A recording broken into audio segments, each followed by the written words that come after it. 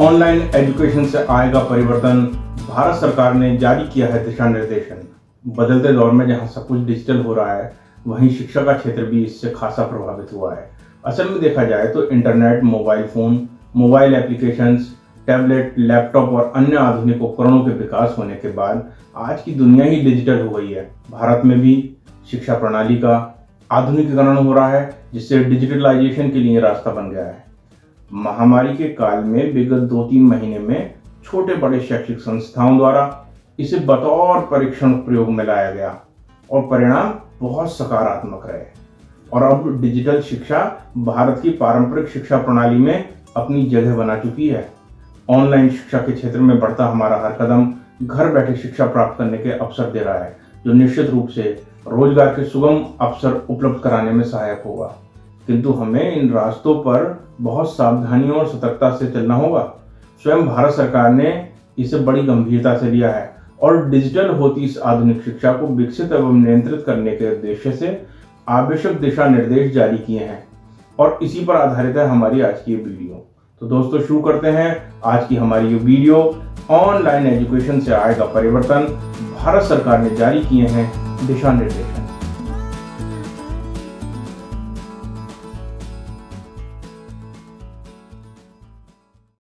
नमस्कार दोस्तों, मेरा नाम डॉक्टर एल के सक्सेना है। मैं एक naturopathic physician, motivational speaker, corporate career and health counsellor हूँ।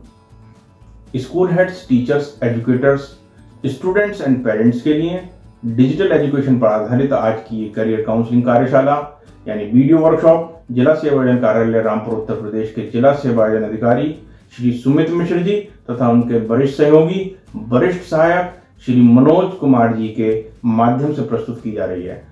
भारत में ऑनलाइन शिक्षा तीव्र गति से विकसित हो रहा है। इंटरनेट उपभोगकर्ताओं की संख्या 2020 तक 700 मिलियन तक पहुंचने की उम्मीद है, जो कि आज के 432 मिलियन से लगभग दुगना है। और चीन को पछाड़कर अमेरिका के बाद भारत दूसरा सबसे बड़ा इंटरनेट उपभोगकर्ता बन सकता है। ऑनलाइन शिक्षा के फायदे तो बहुत हैं, लेकिन कुछ नुकसान भी हैं। ऑनलाइन शिक्षा अधिक फ्लेक्सिबल है, इसलिए केवल उन लोगों के लिए अच्छी है जिनके पास अच्छा अनुशासन, अच्छा मोटिवेशन, अच्छी प्रेरणा है। भारत सरकार ने ऑनलाइन शिक्षा की आवश्यकताओं व इसके संचालन के तरीकों में हस्तक्षेप किया और इसी क्रम में केंद्रीय मानव संसाधन विकास मंत्रालय ने हाल में ही डिजिटल शिक्षा के लिए दिशा निर्देश यानी गाइडलाइन जारी कर दी है। आपकी जानकारी के लिए एक बात और बता दूं कि 29 जुलाई 2020 से केंद्रीय मानव संसाधन विकास मंत्रालय का नाम बदलकर अब शिक्षा मंत्रालय भारत सरकार कर दिया गया है। 14 जुलाई 2020 को तत्कालीन केंद्रीय मानव संसाधन विकास मंत्री श्री रमेश पोखरियाल निशंक जी, जो अब वर्तमान में केंद्रीय शिक्षा मंत्री हैं, उन्होंने डिजिटल एजुकेशन पर school heads, teachers, educators, students and parents के लिए एक गाइडलाइन प्रज्ञाता PRAGYATA प्रज्ञाता जारी की, जिसमें बच्चों के लिए स्क्रीन टाइम की समय सीमा और मानसिक व शारीरिक तनाव से निपटने के सुझाव दिए गए। इस गाइडलाइन का लिंक इस वीडियो के डिस्क्रिप्शन में भी दिया गया है। उन्होंने कहा था कि कोविड-19 महामारी की वजह से स्कूलों को बंद करना पड़ा है। देश में 240 मिलियन से अधिक नामित स्कूली छात्र इससे प्रभावित हुए हैं और लगातार स्कूल बंदी से पढ़ाई का बहुत नुकसान हुआ है। श्री पोखरियाल जी ने कहा, महामारी के प्रभाव की गंभीरता के मद्देनजर स्कूल्स को न केवल शिक्षण व शिक्षा को रिमॉडल और री इमेजिन करना होगा, बल्कि घर पर व स्कूल्स में गुणवत्ता शिक्षा प्रदान करने के लिए उपयुक्त तरीका भी पेश करना होगा। National council for education, research and training NCERT ने इस गाइडलाइंस को मंजूरी दे दी है और NCERT एक सलाहकार के रूप में काम करेगी और राज्यों की सरकारें स्थानीय आवश्यकताओं के आधार पर अपने नियम बना सकती हैं।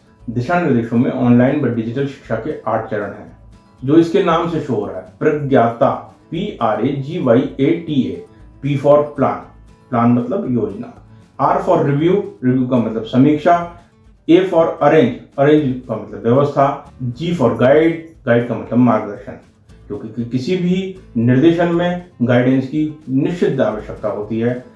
Y स्टैंड्स फॉर याक, याक मतलब टॉक, टॉक मतलब बातचीत। और एक बार फिर आता है A फॉर असाइन, इसके बाद आता है T का मतलब है ट्रैक और उसके बाद आता है A का मतलब है अप्रिशिएट यानी सराहना। तो ये कुल मिलाकर 8 चरण हैं। ये 8वां चरण डिजिटल एजुकेशन के प्लानिंग और इम्प्लीमेंटेशन को स्टेप बाय स्टेप गाइड करते हैं। इस दिशा निर्देश को ऑनलाइन यानी डिजिटल शिक्षा के लिए एक दिन में निर्धारित सेशंस की संख्या और उनकी अवधि, स्क्रीन समय, समावेशी तथा संतुलित ऑनलाइन और ऑफलाइन गतिविधियों को ध्यान में रखकर तैयार किया गया है। इसमें डिजिटल शिक्षा के दौरान शारीरिक और मानसिक स्वास्थ्य का ध्यान भी रखा गया है। प्रज्ञाता नामक दिशा निर्देश में मानव संसाधन विकास मंत्रालय ने पूर्व माध्यमिक छात्रों के लिए ऑनलाइन कक्षाओं की अवधि 30 मिनट से अधिक न होने की सिफारिश की है। यानी कि छोटे बच्चों के लिए 30 मिनट से अधिक का कोई भी ऑनलाइन सेशन नहीं होना चाहिए। कक्षा 1 से 8 के लिए अधिकतम 45 मिनट के केवल 2 ऑनलाइन सत्रों की सिफारिश की है, जबकि कक्षा 9 से 12 के लिए 30 से 45 मिनट की अवधि के 4 सत्र चलाए जा सकते हैं। लगातार संचालित किन्हीं 2 कक्षाओं के बीच में 10 से 15 मिनट का समय अंतराल भी रखना सुनिश्चित करना होगा। इस गाइडलाइन में साइबर सुरक्षा और नैतिक प्रथाओं सहित साइबर सुरक्षा को बनाए रखने के लिए सावधानी और उपाय बताए गए हैं। छात्रों को साइबर बुलिंग के बारे में जागरूक करने के लिए कहा गया है, जिससे कि वो परेशानी होने से बच सकें।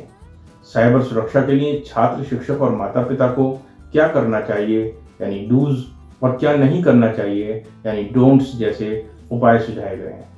इसी क्रम में गाइडलाइन में बताया गया है कि सोशल मीडिया पर अपनी व्यक्तिगत जानकारी, अवांछित डॉक्यूमेंट्स, वीडियो या तस्वीर आदियों को शेयर ना करें। देश भर के स्कूली छात्रों के लिए यह guideline digital, online and on air education पर जोर देती है। इसी क्रम में दीक्षा, स्वयंप्रभा, स्वयं मूक्स, रेडियो वाहिनी, शिक्षा वाणी जैसे उच्च गुणवत्ता वाले चैनल प्रारंभ किए जाएंगे। स्वयंप्रभा एक 24/7 आधार पर पूरे देश में DTH डायरेक्ट टू होम के आधार पर 32 उच्च गुणवत्ता वाले शैक्षिक चैनल प्रदान करने की एक पहल है। ऑनलाइन एजुकेशन को निश्चित होकर अपनाइए और घर बैठे शिक्षा ग्रहण करने का अवसर प्राप्त करिए। दोस्तों, अभी आपने केंद्रीय मानव संसाधन विकास मंत्रालय द्वारा जारी ऑनलाइन अध्ययन और अध्यापन यानी डिजिटल एजुकेशन से संबंधित दिशा निर्देश प्रज्ञाता की संक्षिप्त जानकारी प्राप्त की। इसकी विस्तृत जानकारी इस वीडियो के डिस्क्रिप्शन में दिए गए लिंक से भी प्राप्त कर सकते हैं।